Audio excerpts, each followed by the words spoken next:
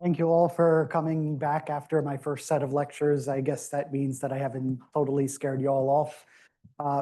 So because I was a little bit faster than I anticipated, you might notice in the little corner here, my slide number has gone up.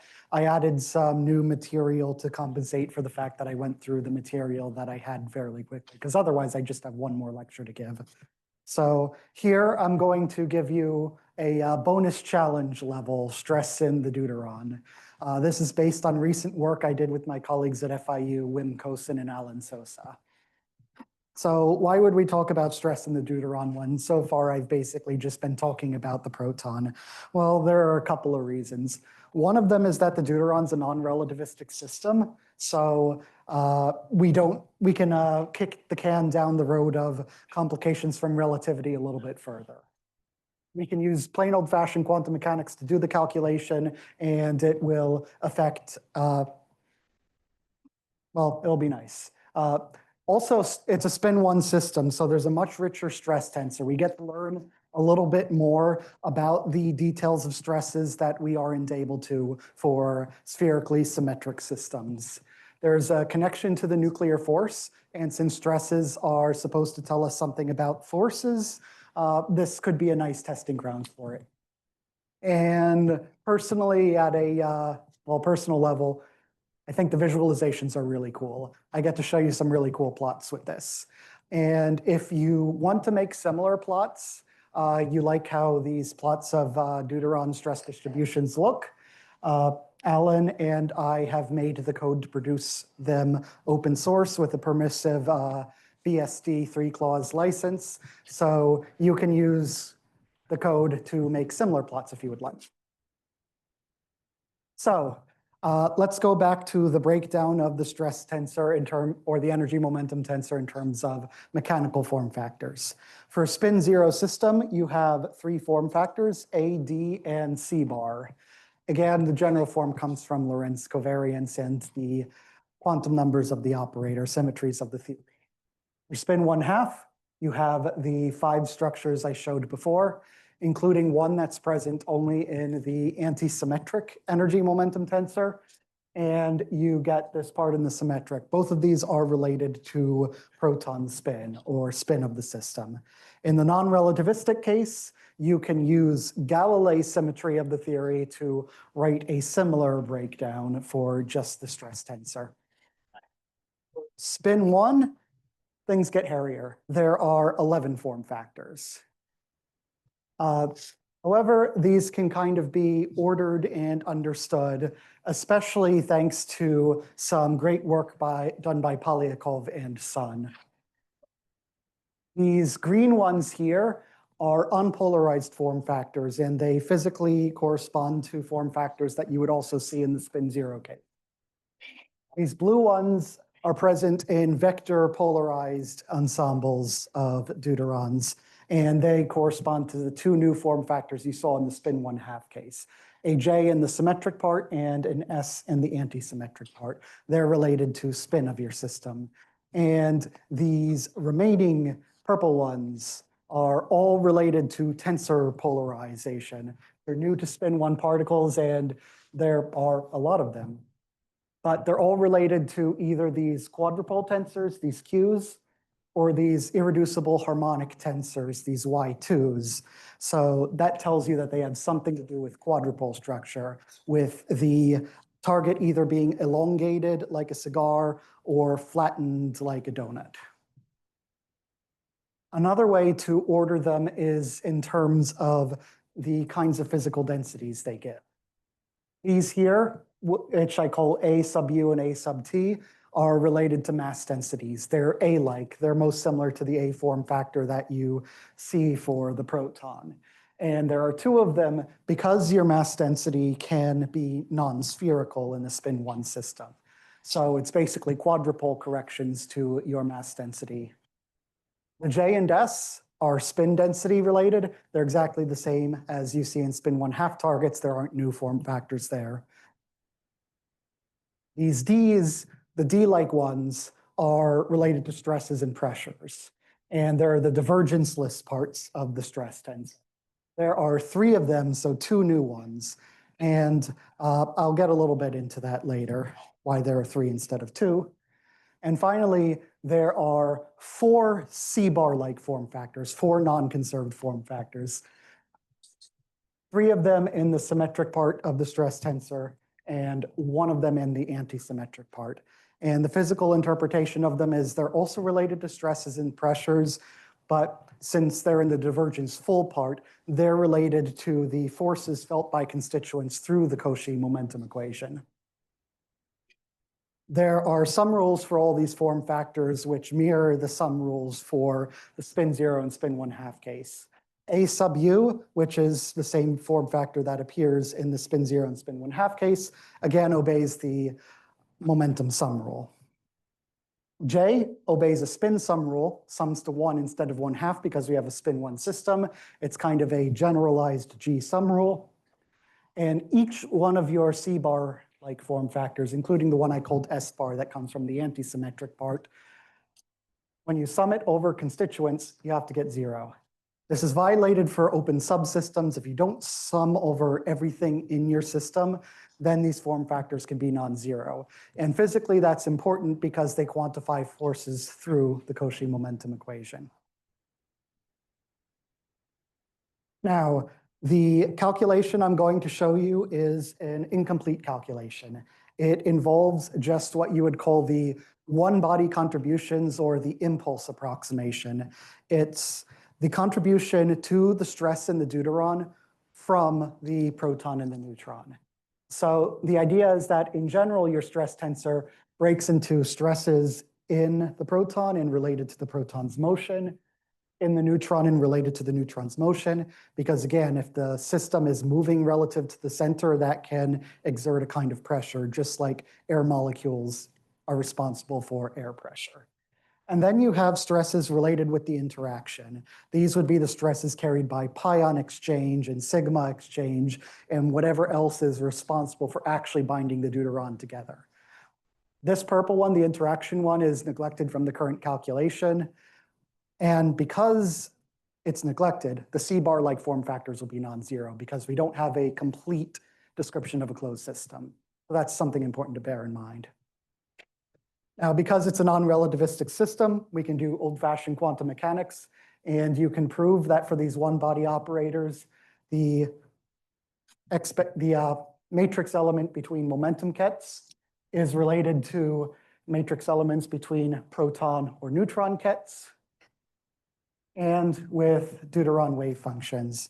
And there are very high precision deuteron wave functions that come, for instance, from argon, the AV18 wave function that you can plug into here. And as for the nucleon form factors, we have very nice calculations from lattice we can use. So we have all the ingredients that we need in order to do a calculation and get the form factors that appear in here, the 11 form factors. So this is just kind of to give you an idea of what the form factors look like. Here are 6 of them.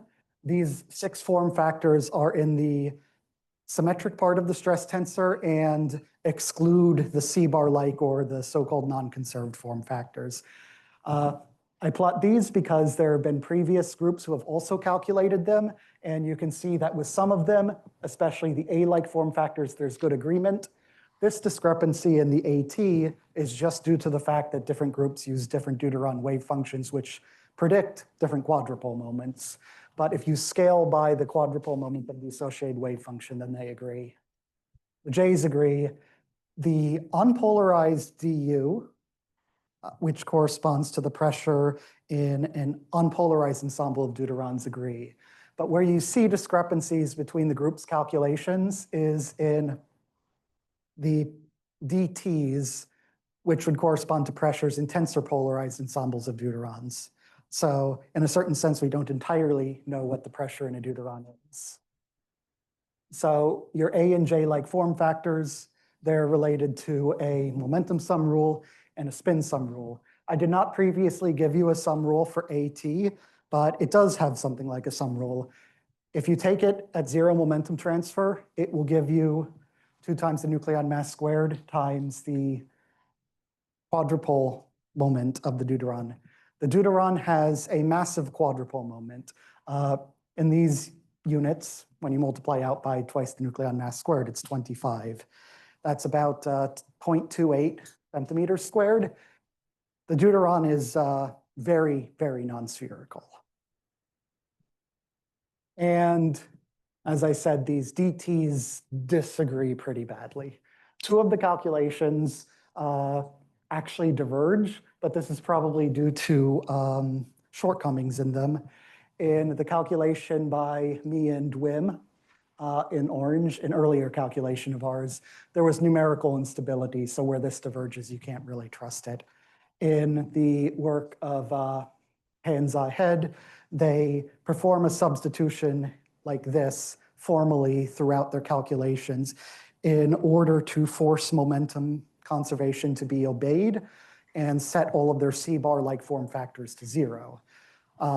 Now, of course, you expect momentum to be obeyed for a closed system, but they did an impulse approximation calculation as well. So you shouldn't expect momentum conservation. And by making this substitution to force it, they have this 1 over delta squared, which is what makes that blow up. I'm sure if they didn't make that substitution, they'd agree much better with our calculation. But we agree very well with the group, Pantaleva's group, the Bochum group. The DT2s all disagree, and we don't currently have any understanding why they do. It seems DT2 is extremely sensitive to the detailed dynamics of what's binding the nucleons together. The other remaining 5 form factors are a new calculation because they've been kind of neglected before. Here we have 3 of the C-bar-like form factors, the ones that appear in the symmetric part of the stress tensor. There's a C-bar U, which corresponds most closely to the C-bar in the proton. It quantifies the average force felt by nucleons in an unpolarized ensemble of deuterons. And you also have this CT1 and CT2, which is related to the way that non-radial forces are distributed in the deuteron. So forces that would be related to like a tensor force or spin-orbit coupling that aren't directed towards the origin and aren't spherically symmetric. These calculations, to be sure, we actually have 2 kinds of calculations here. We have the solid lines, which are with finite nuclei that have substructure that we take from lattice, and the dashed lines, which are for point-like nuclei.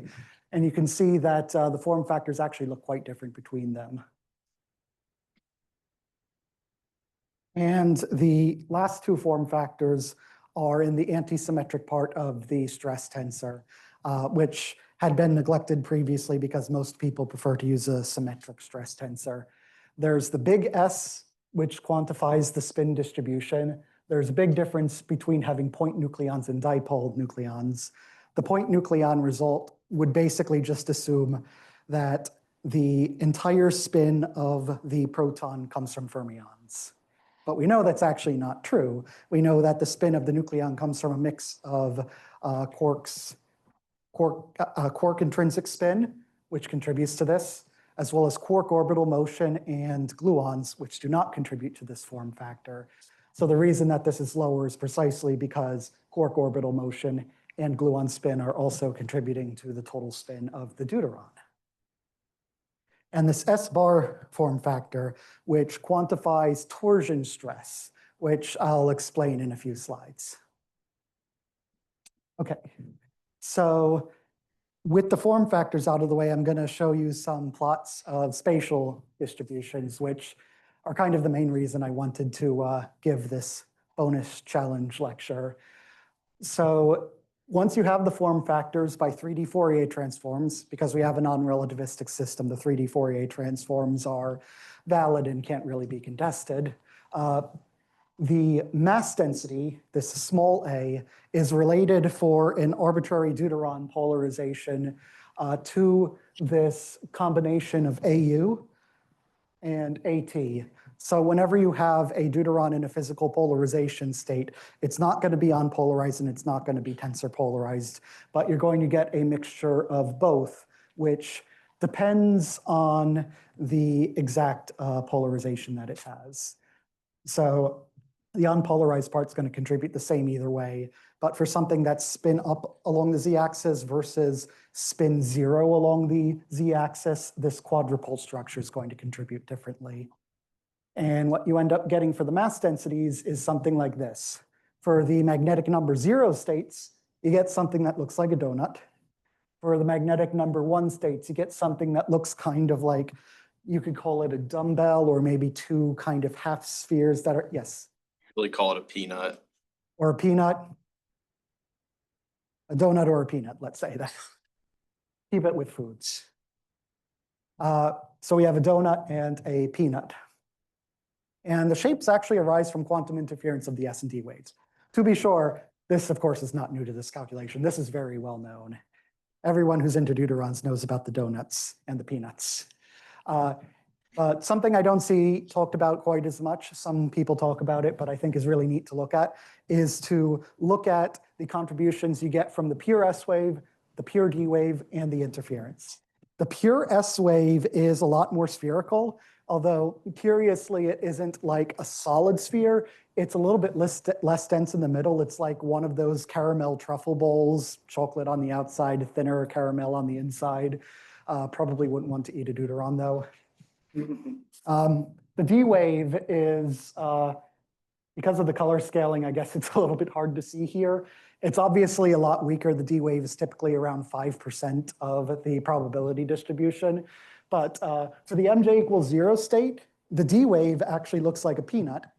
And for the MJ equals 1, it looks like a donut. Kind of the opposite of what the end result looks like. But the interference here in the MJ equals 0 state, the interference gives you destructive interference at the poles, constructive around the equator, and the opposite for MJ equals 1. And it's because of this constructive and destructive interference that you end up getting the donut and peanut shapes. So just kind of a nice thing. I did say I would focus on visualizations for this portion. All right, so besides the mass density, you can also get an angular momentum density. In fact, there are two kinds of orbital motion related densities we can get here. One of them is related to the momentum density. When you have an asymmetric energy momentum tensor, the momentum density and energy flux density are different. In the non-relativistic case, we have a mass flux density instead. So the momentum density involves J minus S. So what we're calling a momentum density excludes intrinsic fermion spin when you're using an asymmetric energy momentum tensor.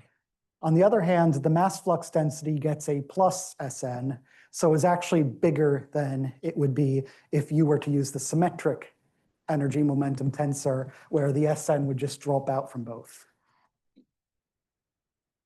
And what you get looks like this. It's a donut, unsurprisingly. That has a lot to do with, well, the fact that it's orbital motion you're describing.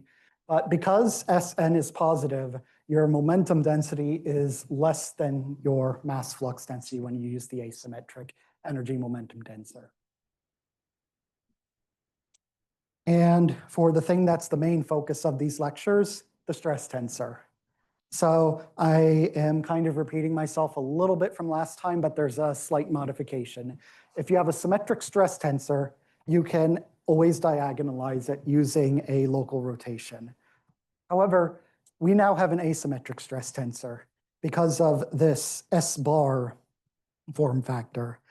You cannot diagonalize an anti-symmetric matrix. So what you end up doing is you have to break the stress tensor into a symmetric part, anti-symmetric part. The symmetric part you can diagonalize, and the anti-symmetric you kind of have to consider it separately. The symmetric part, again, even if you were to go into spherical coordinates like we did for the proton, you actually don't get the principal stresses. You still get this off-diagonal component that corresponds to shearing between the polar, the theta direction, and the radial direction. So you actually have to, at each point in space, rotate away from your spherical frame. So one of these directions is closer to the radial direction and one of them closer to the polar direction. So we call these isopolar or polar-like and isoradial for radial-like. And this is kind of what they end up looking like. These double arrows indicate the direction of the relevant principal axis. The thing that's kind of radial-like at large directions, well, clearly the direction is not entirely radial, it's a little bit deformed, and similar for isopolar. And the distributions are different in the polarization modes. Again, you get the peanut for, the donut for MJ equals 0, the peanut for MJ equals 1 or minus 1. And if you want three-dimensional plots of the principal stresses, this is what they look like. There are actually 3 independent quantities to calculate now, unlike the spherically symmetric case where there was just radial and tangential. There's an isoradial, an isopolar, and an azimuthal. The isoradial pressure here is strictly positive, just like the radial pressure in the proton was. The isopolar, the polar-like, and the azimuthal, it's kind of hard to see with the colors on, well, this is screen, but there is a diffuse kind of reddish negative cloud for the isopolar and azimuthal, so the tangential-like directions, which kind of like in the proton can be sort of interpreted as like a very diffuse surface tension, but with a fuzzy, ill-defined surface. And as for the antisymmetric part that I kind of put aside, this corresponds to torsion stress. Basically, the torsion stress comes about because when your nucleon goes between the S and the D waves, its spin can flip. And likewise, the spins of all the quarks in it can flip. Within the framework of the local momentum conservation, the antisymmetric parts correspond to forces that are strictly tangential to the surface of a material element. So here I drew a circular material element because it's a little bit easier to draw. But at each point in it, the stresses are strictly tangential. So you can kind of imagine you're grabbing the handlebar of a motorcycle and turning it to rev the engine. The force that you're exerting to turn the handlebar would be a torsion stress. It's a twisting stress. It doesn't compress, it doesn't expand, it twists. And the torsion stress looks like this in each of your polarization modes. So basically it corresponds, well, these things are non-zero at the boundary of the SD wave interference. So when your nucleon is going from the S to the D wave, it needs to flip its spin, and the spin is flipped through torsion stresses. This is worked out a little bit more formally using the Heisenberg equation, the way that the spin operator fails to commute with the Hamiltonian in the paper. And the last thing I have to show off in this subsection is, well, the results of applying the Cauchy momentum equation. The spin 1 version of the Cauchy momentum equation was first worked out by Kim and Kim a few years ago. By a few years ago, I mean 1 year ago. Really losing sense of time here.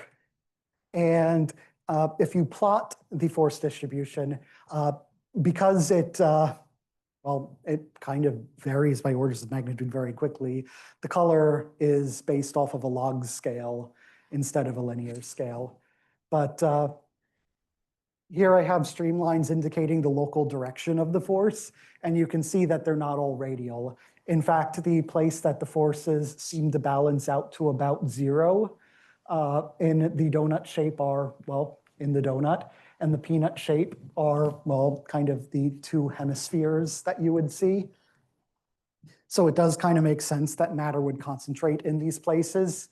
You see repulsive forces at very short distances, attractive forces at longer distances.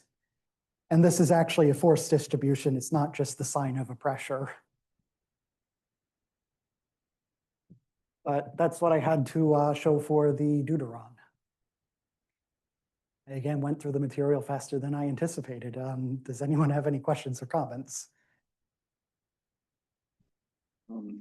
Probably a naive question. Why can we treat the deuteron as a non-relativistic system? Like kind of naively, I would have guessed that the momentum would have been high because the position's highly constrained. So most of the momentum of the deuteron is actually low. So with the uncertainty principle, well, actually the wave packet itself is pretty diffuse, so you don't know its position with a great amount of certainty. The Heisenberg principle would tell you that if the position were very certain, the momentum would be very uncertain. So there would be a high concentration in the high momentum region in order for that expectation value to be large. But the size of the deuteron wave function is pretty big. The so-called matter radius is about 0.8 or 1.9 femtometers. And the non-relativistic description of it, the description through non-relativistic potentials, has been extremely accurate. There are some applications in which you select out high momentum nucleons for which the non-relativistic description no longer works. But for describing bulk properties of the deuteron, the non-relativistic description seems to work very well. It does have a point where it breaks down, though. And that's why you have people talking about things like treating it as a light front system or the virtual nucleon approximation in order to describe specific reactions where you select out high momentum nucleons. But for bulk properties, non-relativistic works pretty good. Can you use this to see any like short range correlations between the nuclei and the deuteron?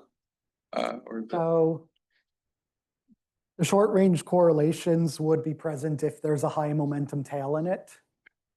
Of course, that's exactly where the non-relativistic description becomes a little bit suspect. Makes sense. But if you have a high momentum tail, then in principle, that should reflect what you see in any of the calculations that you do. I'm actually not sure to what extent it will affect these form factors. The AV18 wave function that Wim Allen and I use does have a high momentum tail in it. And I think that some of the other potentials other groups did has a softer high momentum dependence. Some of the form factors look very similar and some of them look different. The DT2 in particular looks very different. However, whether that's actually due to short range correlations or not, I don't know. It's possible, but it's not something I would want to commit to without being able to actually show it.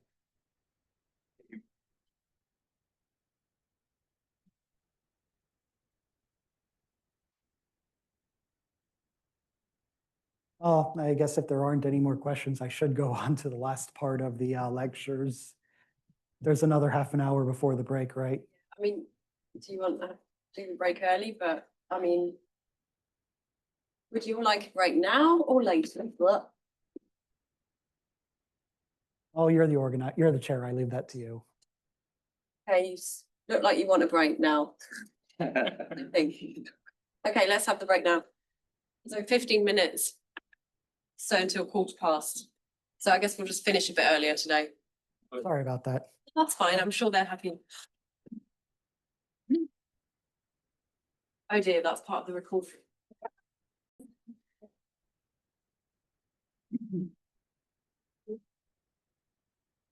Okay, so need to turn the mic on.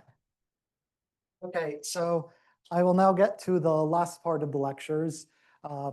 Hopefully this one doesn't take a mere half an hour, so maybe some of you will be eager to end early today. Well, let's see. Today, or now I'm going to talk about the complications that arise in densities of relativistic systems such as the proton that I've been kind of putting off talking about. So I first want to kind of point to a basic thing that when you have a quantum mechanical system and you want to talk about the spatial extent of it, there are two kinds of spatial extent that you need to worry about. One of them is the kind already present in classical physics where all the constituents of it might have some distance from each other. But besides just that, even your elementary particles have a finite width because they exist in some sort of wave packet that's distributed over space. The way that you deal with the complications from both of these being present at the same time in non-relativistic quantum mechanics is the textbook paradigm of you write your total wave function in terms of a barycentric wave function. So just the way that the center of your system is spread out over space times another wave function describing its internal structure. So it depends on two spatial variables, or if you have many particles, then a bunch of relative positions and a fixed time variable t. Now, from experiment, we don't actually get spatial distributions directly. What we get are momentum-dependent functions. We perform some sort of scattering experiment. For the electromagnetic form factors, it's like this. You scatter an electron off of a proton, see how it responds.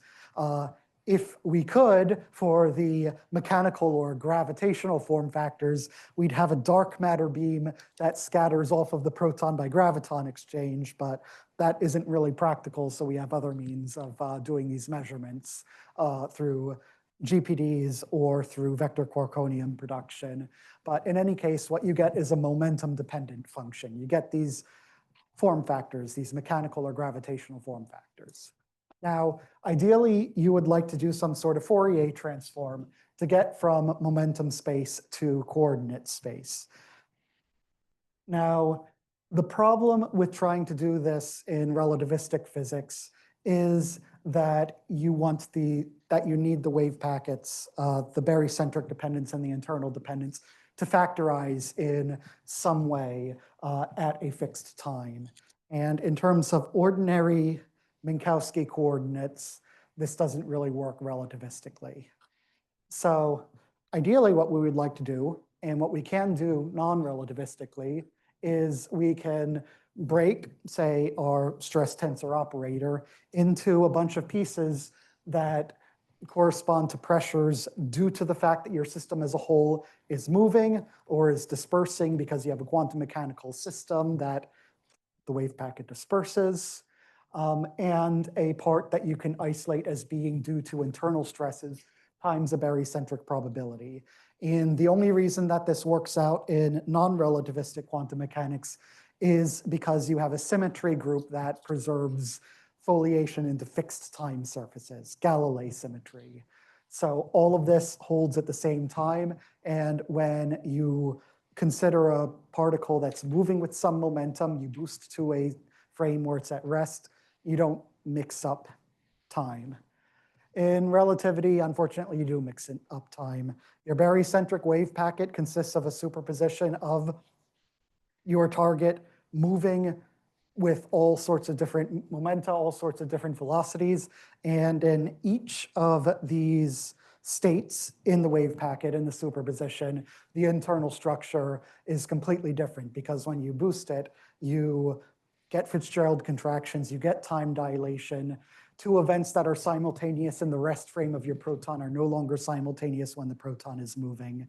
But the upshot of all this is that with ordinary Minkowski coordinates, a factorization of a many particle wave function to do a barycentric part and internal part is not possible. There is a way around it, though, which is to use an alternative coordinate system called light front coordinates, which based off of this being on the whiteboard, you've already heard about, so I'll probably be repeating a little bit of stuff here. Light front coordinates are basically just a reparameterization of space-time. You leave your x and your y coordinates alone, but for t and z, you mix them up. You call t plus z x plus, t minus z x minus. And there are a bunch of different conventions, but my preferred convention is to have a 1 over square root of 2 multiplying it as well, because it makes a lot of the formulas cleaner in the end. And it's the convention you saw earlier, which is nice. So by fiat, you consider x plus to be your time coordinate in this new coordinate system, which means that this line here along the x minus axis is a fixed time surface. It's a fixed x plus surface. So fixed time surfaces correspond to what's drawn out in space-time by a light front moving in the minus z direction, which is why they're called light front coordinates. There's a nice inversion formula One of the reasons that the square root of 2 is nice is because the inversion formulas look symmetric. So there's a rule for 4 products, which I was going to step through, but you've already seen it, so I kind of don't need to go into detail.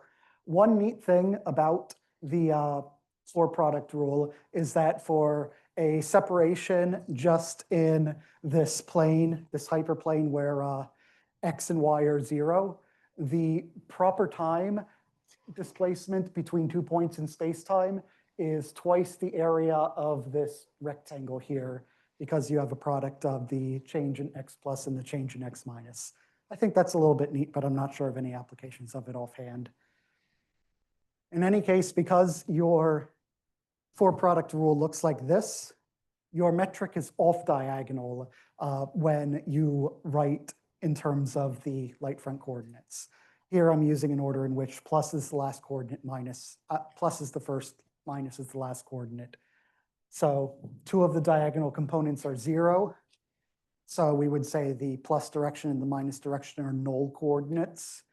And you have off diagonal on the far upper right and far lower left. Something that I kind of need to flash anytime I talk about light front coordinates is to say that light front coordinates are not the infinite momentum frame. So the infinite momentum frame is a construction in which you consider a system moving with some high momentum, and you calculate properties of it in the limit that you boost it to arbitrarily high momentum. Of course, there isn't actually a frame in which something has infinite momentum.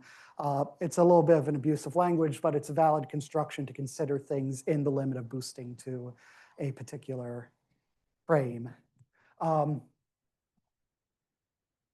Light front coordinates are not that construction, though. Lorentz boosts are isometries of the space-time metric.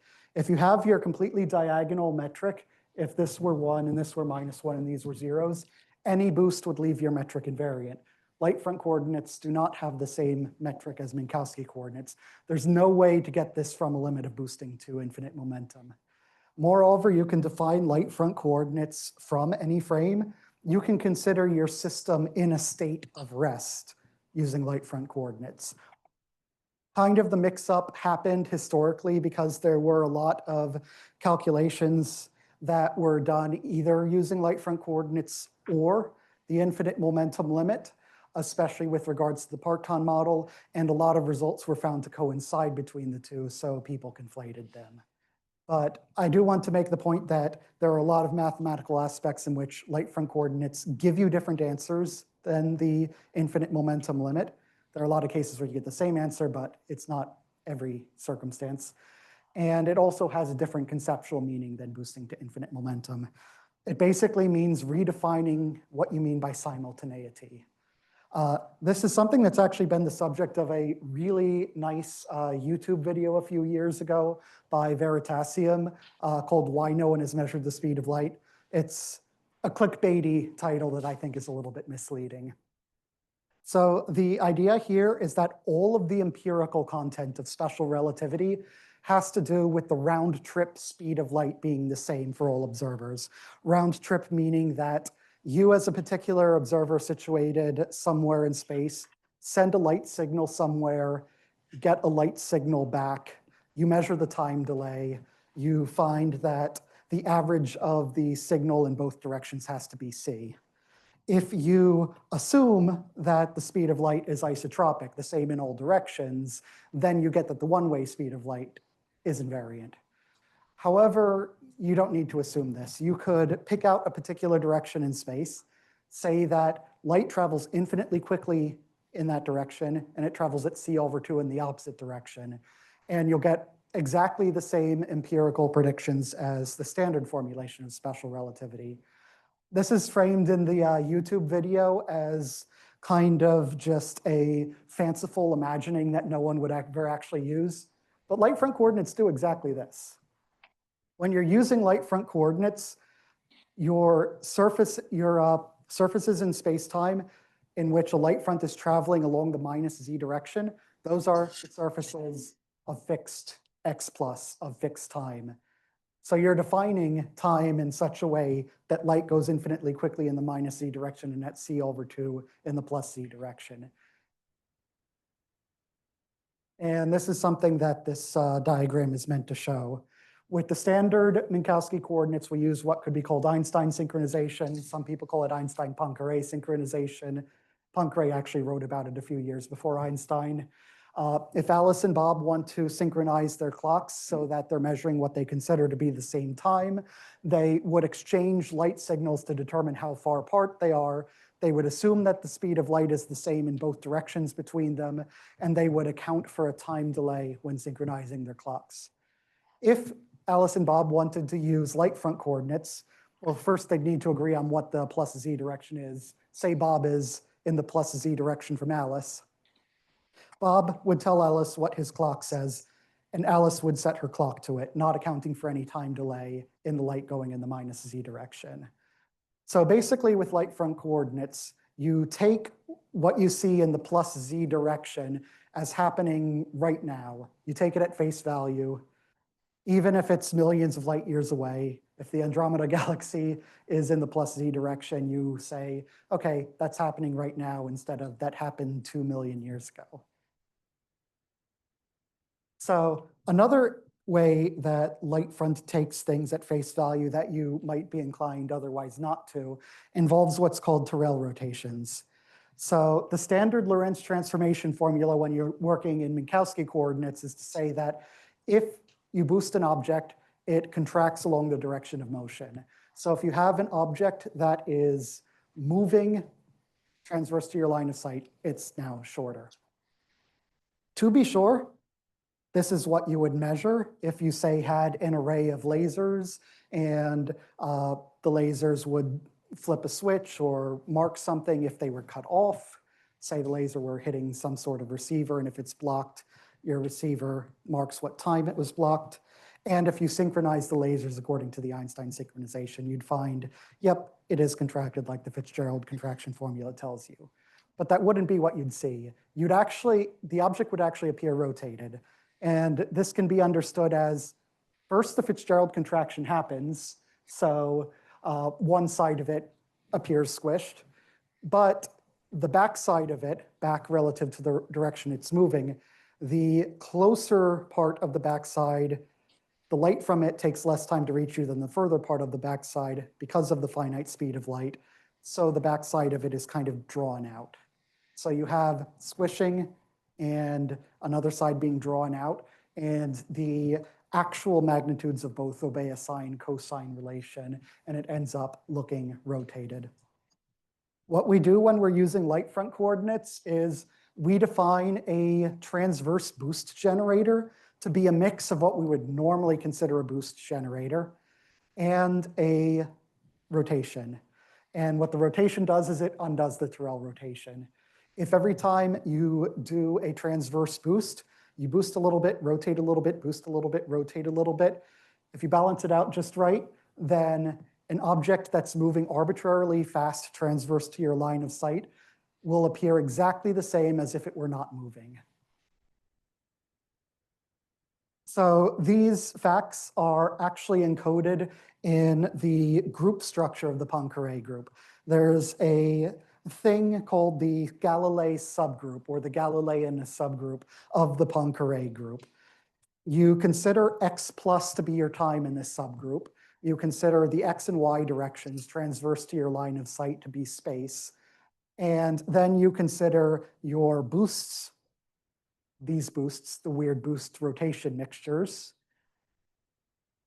In the transverse plane, you consider rotations around the z-axis, translations in the xy plane, and they all form a subgroup that looks exactly like the symmetry group of non-relativistic physics, except in 2 spatial dimensions instead of 3.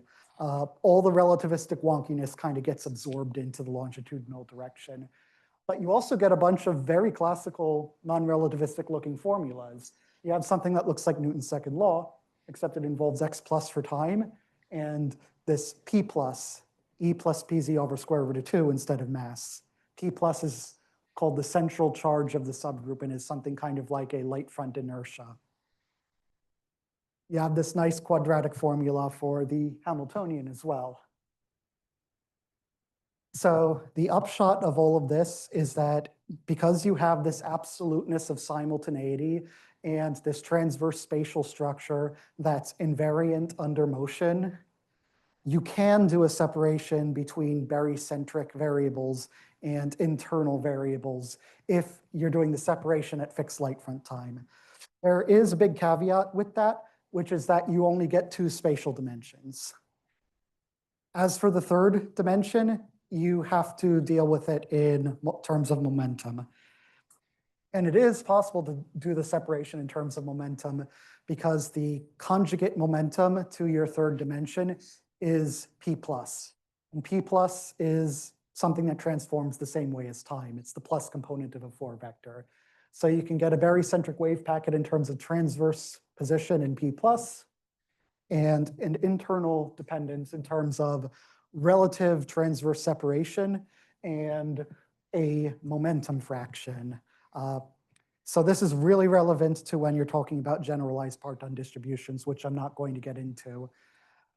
For densities, what I'm going to do is I'm going to integrate out the third dimension and end up with a formula in terms of only 2D densities. So if you integrate out this third dimension, integrate all over x minus, you end up with the same sort of decomposition that you would be allowed non-relativistically. You can separate your stress tensor into parts related to the fact that your target as a whole is moving and there's a dynamic pressure associated with that, and to the fact that there's internal pressure, which is smeared out by the barycentric probability. And from all this, you get a 2-dimensional Fourier transform of your mechanical form factors. And for the proton, it's the D and the C bar form factors that pop out.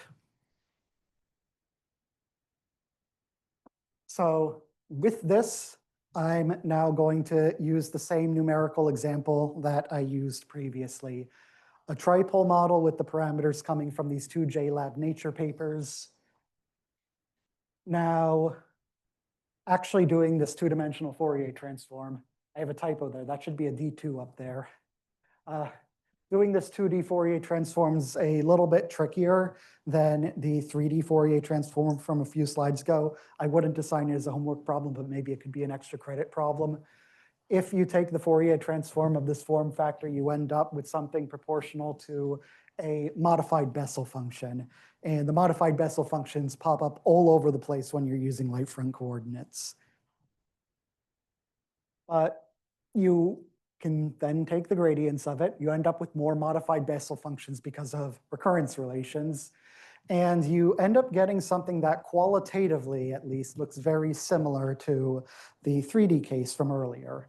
You have a isotropic pressure that's positive at short distances, compression at short distances, tension at large distances, and you have a shear stress that appears to be strictly positive. Just as before, your shear stress is due to misalignment between the Cartesian frame and the local frame of the principal stresses. And in order to get rid of shear stresses, you can do a local transformation to the principal frame at each point in space. And then it's a little bit more physically insightful to describe things in terms of the principal stresses, which, since we have a 2x2 matrix now, we only have 2 of them, a radial and a tangential. And what you end up getting for the principal stresses in the proton in this simple tripole model look like this.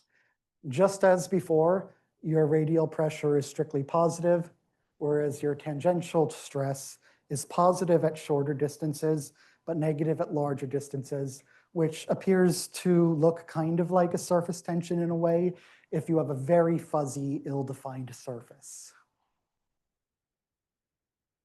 Now, there is this idea, especially because the 2D and 3D are so similar. I mean, go back a few slides. Did I skip it? Oh yeah, I have it down here. This is basically the same thing as the 3D Fourier transform we had instead, except we have 2 instead of 3 here, P plus instead of M. If this is true, why can't the three-dimensional one be true too? This is basically what you get by integrating out one of the dimensions. And this is the idea here. So we have this Polyakov potential in 2D, a light front version of it. We can restore a third dimension, but say that delta z was set to 0 by a delta function. So far, this is mathematically the same. The delta function is a Fourier transform of e to the I delta z bz. So kind of restore a third dimension in this complex exponential, have this integral over bz. And now this is the same thing as what we call the three-dimensional Polyakov potential. So there appears to be a relationship between them given by what's called an Abel transform. The Abel transform is rigorously true if you have a spherically symmetric three-dimensional object. So we have something that is spherically symmetric. We integrate out the z direction, and we get something that is now two-dimensional with one dimension projected out. Let's work this out a little bit. We know that r squared is b perp squared plus z squared. So, well, this doesn't depend on the sign of z, so let's pull out a factor 2, integral 0 to infinity. Now let's do a variable transform.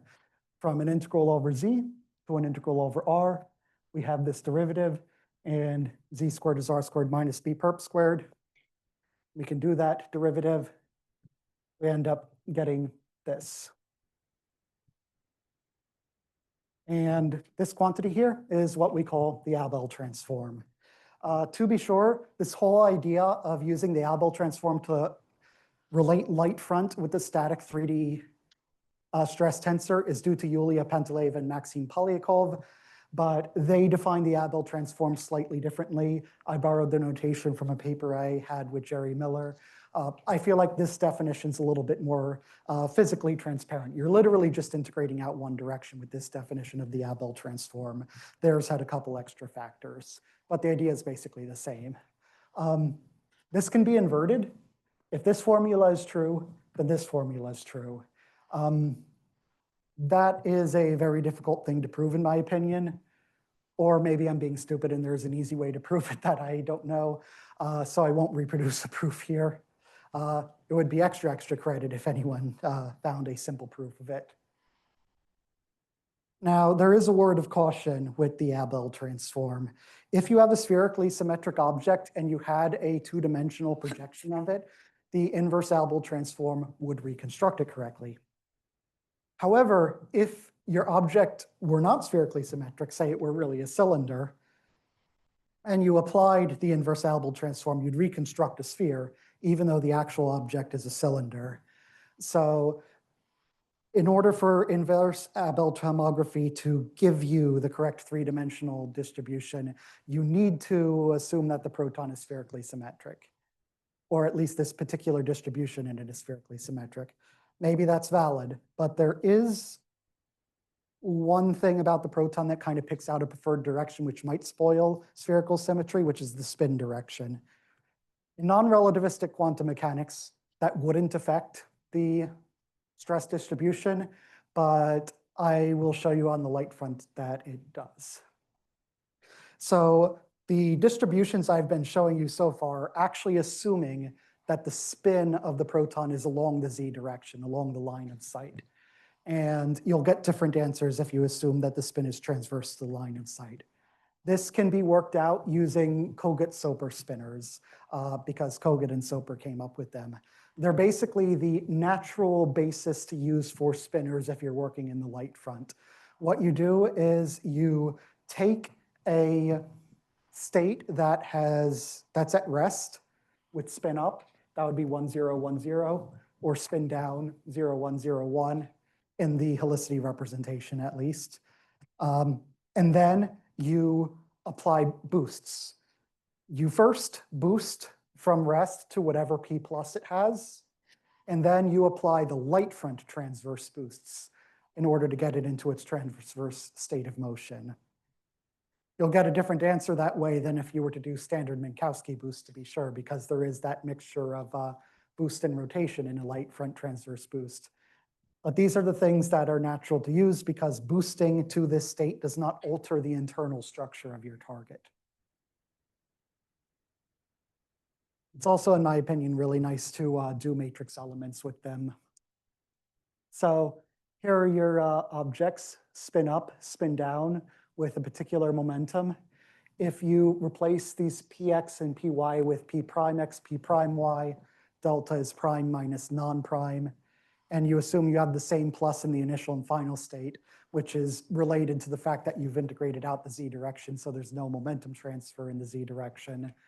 Then if you work out each of these matrix elements using a gamma zero, because these have a bar over them, you will get these answers.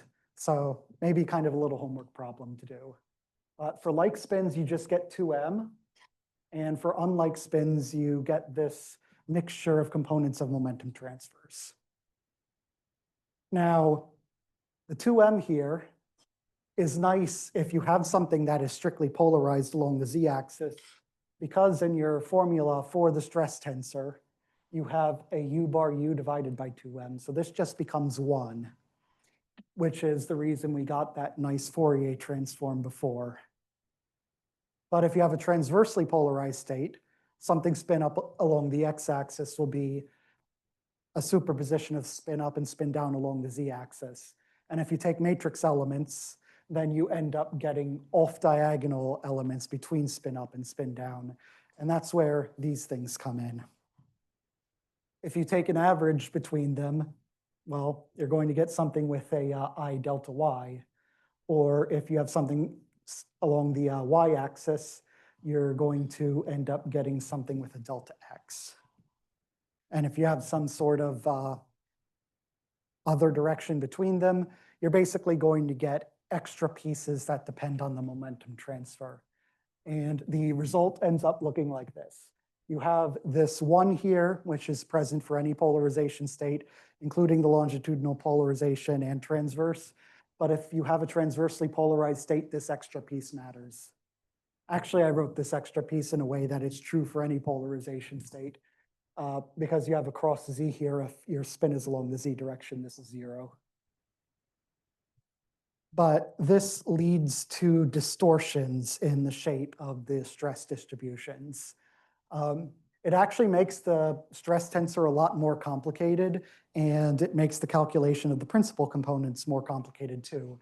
Kind of like how in the deuteron we had principal stresses that were not quite radial. You would have something very similar in this case. So I'm going to make things a little bit easier by only looking at the potential or the Polyakov potential. So first, I'm going to drop C bar. We're just going to look at a closed system, sum over quarks and gluons.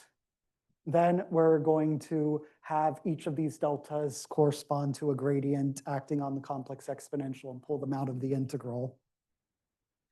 We have something that looks very similar to our formula with the Polyakov potential before, but with this extra blue piece here.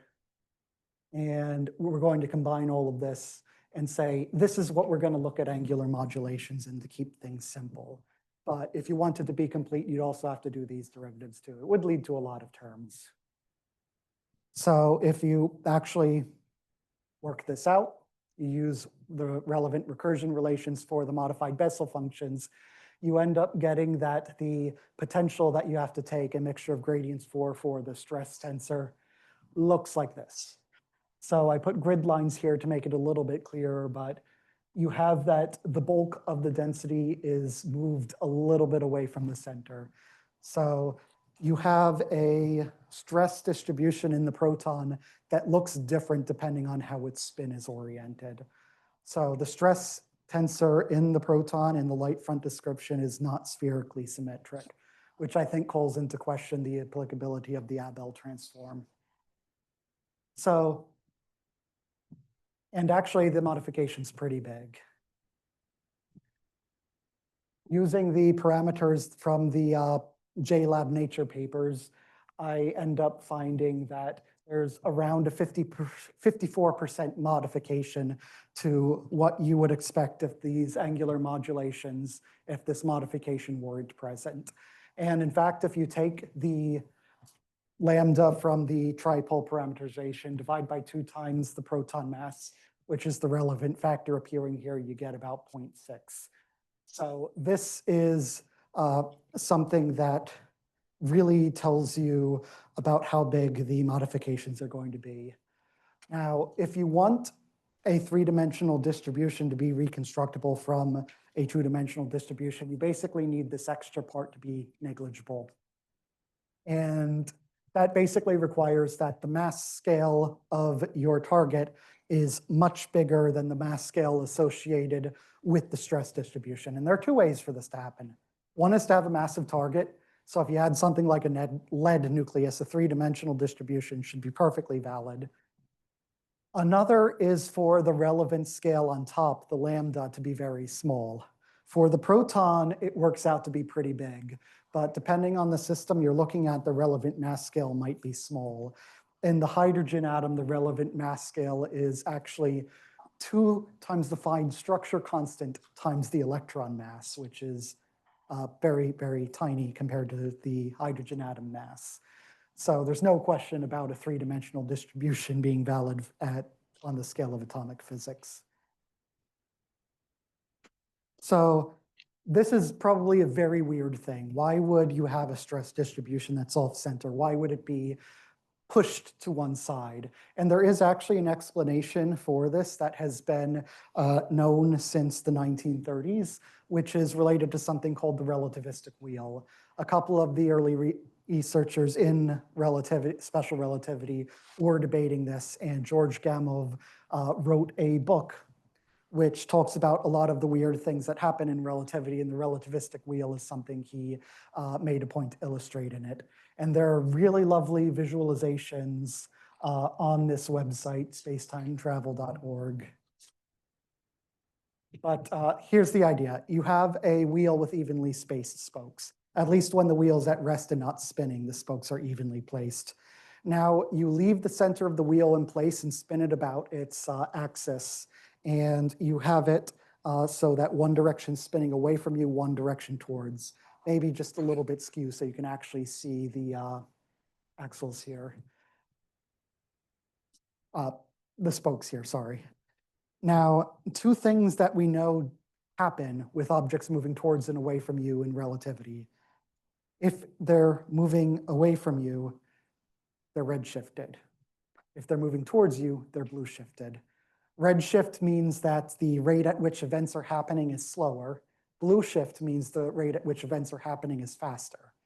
So a spoke going from the near part, from your line of sight to the far part, occurs more slowly. So the spokes start piling up on the side that's moving away from you. The spokes that are moving towards you, they're blue shifted, they move more quickly, they become sparse. And that's depicted by this visual here. The visualizations on this website are done in Minkowski coordinates. They're done using this ray tracing technique that takes into account the finite travel time of light. So it's not really light front based, but light front will give you the same answer. So this is the reason that you get these weird angular modulations in densities in the light front. Yes. Yes, it's very eager. So before I conclude, and I did end up going significantly faster than I thought I would, I do want to mention that this whole idea of you can't reconstruct 3-dimensional densities of hadrons, or at least of the proton, of manifestly relativistic systems, is a bit controversial. So it's the view that I and a couple of my collaborators have pushed, but there are people who disagree with us. And I should tell you that the whole idea of relativistic hadron densities is an active field that doesn't have a consensus. So I'm going to quickly tell you about a couple of alternative views that exist and point you to literature where you can read more. By far the most common approach to things like the stress distributions in the proton is to just take the 3-dimensional Fourier transform formula, say, well, we can't derive it, but let's just say it's true by definition. It corresponds in some limit to what you would expect in the non-relativistic case. So it gives you some sort of intuition. It's a generalization. So this is by far the most common approach. Just take it at face value. Don't worry about it. This is the view that was pushed by Maxime Polyakov, for instance. Cedric Lorset and his collaborators have advocated a slightly different view that gives you the same answer. They talk about Wigner phase space distributions, which are kind of a way to talk about position and momentum in relativity in quantum mechanics at the same time. The interpretation of that is a little bit debated, but at least formally you can define a quasi-distribution over phase space. And if you define this quasi-distribution over phase space and then evaluate the energy momentum tensor at 0 barycentric momentum and at the origin, so R and P both equal to 0, you're going to get the same thing as the static EMT. So this is the view of Lorset et al. There's a really nice view that has been advocated by Yang Li and his collaborators, which is to write out the expectation value for a realistic wave packet in a tower of terms that are organized by powers of derivatives. And the terms become increasingly negligible if you have a very broad wave packet. If the wave packets on the order of the Compton wavelength or longer, then the corrections are negligible. And the leading term is basically your probability distribution convolved with the static EMT of Polyakov and collaborators. Then there's the light front view, which I just told you about.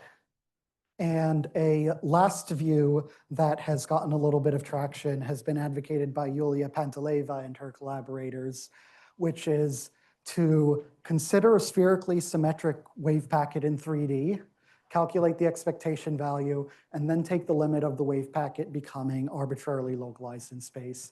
So you're calculating an expectation value associated with your energy momentum tensor or your stress tensor, and then considering this in a particular limit of a localized object.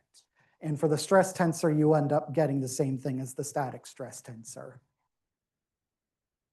So I am definitely way, way, way ahead of where I should be, but I am just going to wrap up very quickly. We covered a lot of things. The energy momentum tensor has a lot of really rich physics associated with it, as well as a lot of open questions and controversies. I've given an overview of some of these. Some of the topics I probably didn't cover in sufficient depth, like the proton spin. And something I really want to emphasize is that for a lot of this, I gave you my own opinions. There are people who are very smart and very thoughtful who disagree with me on a lot of this. And you should read their work and consider their points of view too, and not just take what I say for granted. I think science is very exciting when we're exploring unknowns and we have topics that we don't have a consensus on. And I think that it's great that these debates and conversations are happening. I'd like to thank you all for your time and for remaining attentive even when I kind of went a little bit quickly and got a bit abstract at points. Thank you.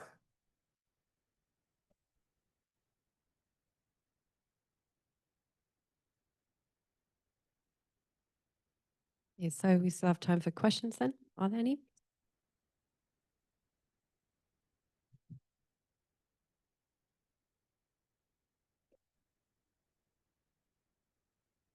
Hi, thank you for the nice talk.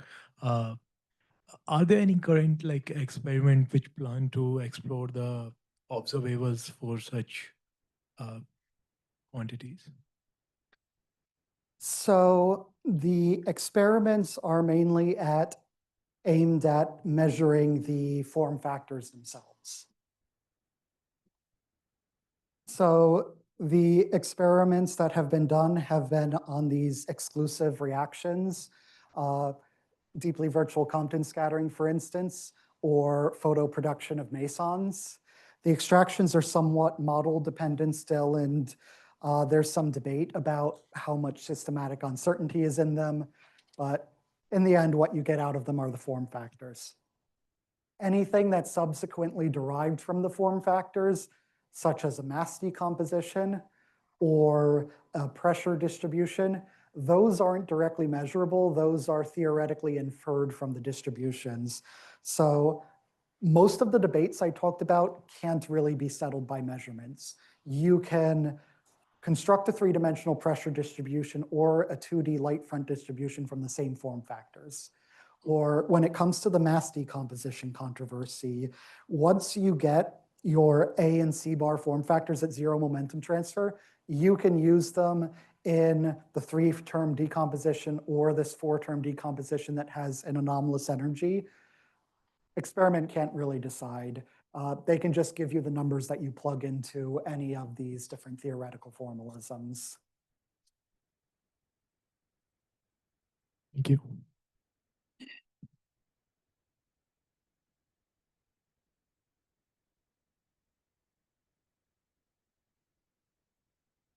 This is a very naive question, but so the idea here is that the energy momentum tensor is central for trying to answer this 5 points, right? Is there another paradigm maybe that doesn't use the energy momentum tensor to try to explain this topics? That's a good question.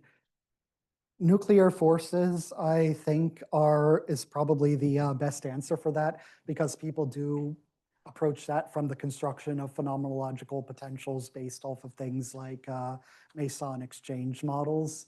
So actually, this is something that far more progress has been made by that rather than through the energy momentum tensor. The energy momentum tensor is a newcomer to that game. For the other ones, I'm not so sure. The mass question, mass generation is also something that's been explored in a lot of effective models, typically effective fields theories, like chiral-quark instanton models and the NJL model. And the energy momentum tensor is kind of an extra lens you can add on top within those models to give a little bit of extra clarification. But as for the spin and pressure, I'm not really sure how you would address those questions without the energy momentum tensor.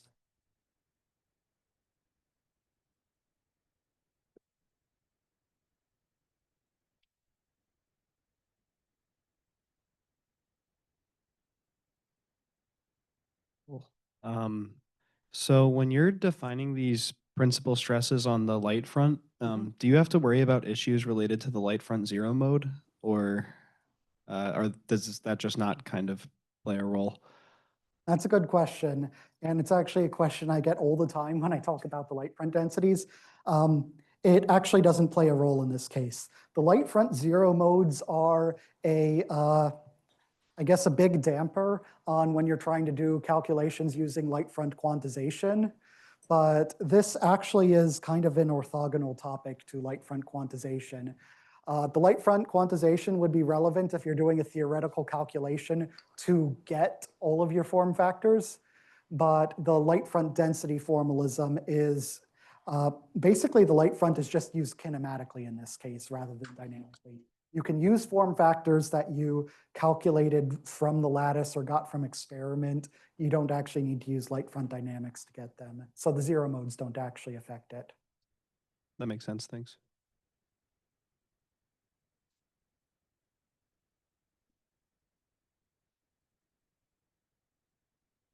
Thank you for the talk. So because you're like using the stress energy tensor here, does that mean that these things can be pretty easily connected to like general relativity principles, because you could construct the Einstein tensor using the stress energy tensor, which would tell you about the curvature. So yeah, that's kind of a tricky question. So because it's the stress energy tensor, as you said, this stuff would be the source of gravitation. However, the numbers are also very, very small. So there wouldn't actually be that much space-time curvature. One thing I've actually kind of wondered about, and I have speculated about in one of my papers with Ian Chloe in the past, regards this issue of, so it was before I got into all this light front stuff, I was taking the three-dimensional distributions at face value. We did a model of the energy momentum tensor of the pion. And one of the things we found is that if you account for the way that dynamical chiral symmetry breaking dresses the quarks and makes them bigger, gives them pressure inside of them, then you not only get the expected behavior of the d form factor for the pion. In the chiral limit, it should go to -1. If you failed to account for it, you would only get -1/3. And not only that, if you calculated the mass radius, it would be negative. So the pion would ostensibly gravitate like a tachyon would, which would be very weird. But there's the question of how seriously you can take the 3D densities for something like a pion in the massless limit anyway. But I can't remember the names of the authors. There was a work that came out 2 years ago, I want to say, looking at energy conditions in, like the strong energy condition, weak energy condition, things related basically to momentum, energy densities being strictly positive, the rate at which energy flows being constrained by the speed of light. And they found that if you use these 3D energy momentum tensor distributions, the energy conditions are violated for the proton at short distances. So I wish I remembered the names of the authors, but try looking up on Inspire energy conditions and the proton energy momentum tensor, and you should find it. So that could be a potential tie-in. Thank you.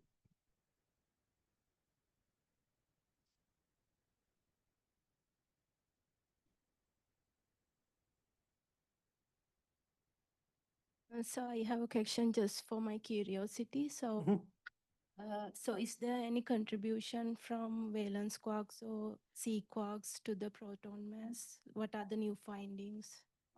What was the thing you said before C quarks? No. So what is the contribution to from the C quarks and the valence quark to the proton mass? Are there any new findings? So that's something that I feel like would be hard to actually separate. At the level of the operators, I don't think that there is a separation between valence and C quarks. Because like when you're looking at, say, the electric form factors, that's just valence because you have things like U minus U bar contributing. But when you have the energy momentum tensor, U and U bar contribute the same. So I think that a separation would be dependent on the model that you use, and moreover would change with your renormalization scale, since renormalization would generate C quarks from the valence quarks.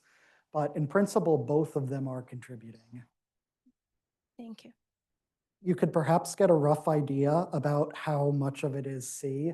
Now, this would only be a rough idea and not completely rigorous, by looking at how different the energy and momentum distributions are from the charge distribution, since the charge distributions are valence contribution and the energy momentum have C as well. But it wouldn't be entirely straightforward because besides just it having C, they're also weighted by like how fast they're moving.